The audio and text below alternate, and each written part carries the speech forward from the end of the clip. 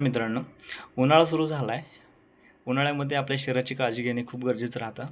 पहिली गोष्ट म्हणजे उन्हाळ्यामध्ये आपल्याला पाण्याचं इंटेक प्रॉपर घेणं गरजेचं आहे. त्याचबरोबर पाण्याची गरज आपल्या शरीराला भरपूर राहते. दुसरी गोष्ट म्हणजे आपल्याला तेलकट तिखट पदार्थ हे खाणे थोडंसं टाळायचं आहे. त्यामध्ये आपल्याला जास्तीत जास्त हलका आहार कसा खाता येईल ह्याकडे थोडंसं लक्ष दिलं पाहिजे. तिसरी गोष्ट त्यामध्ये सांगता येईल की आपल्याला कलिंगड, खरबूज ह्या गोष्टी खायच्यात. म्हणजे कसं आपलं शरीर थंड राहतं. त्यामध्ये तुम्ही जर विचार केला, जर आपण ह्या गोष्टी जर नियमित खात राहिलं तर आपल्या शरीरासाठी जे काही लागणाऱ्या पौष्टिक सकस आहार आहे यामधून तुम्हाला भेटेल.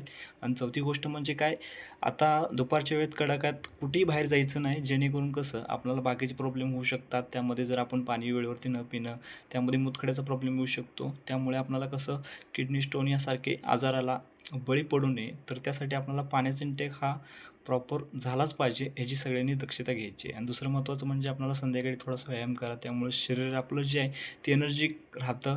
आपल्या शरीराला जी काय गरज असते ते आपल्याला पूर्णपणे फिट राहण्यासाठी मदत करते.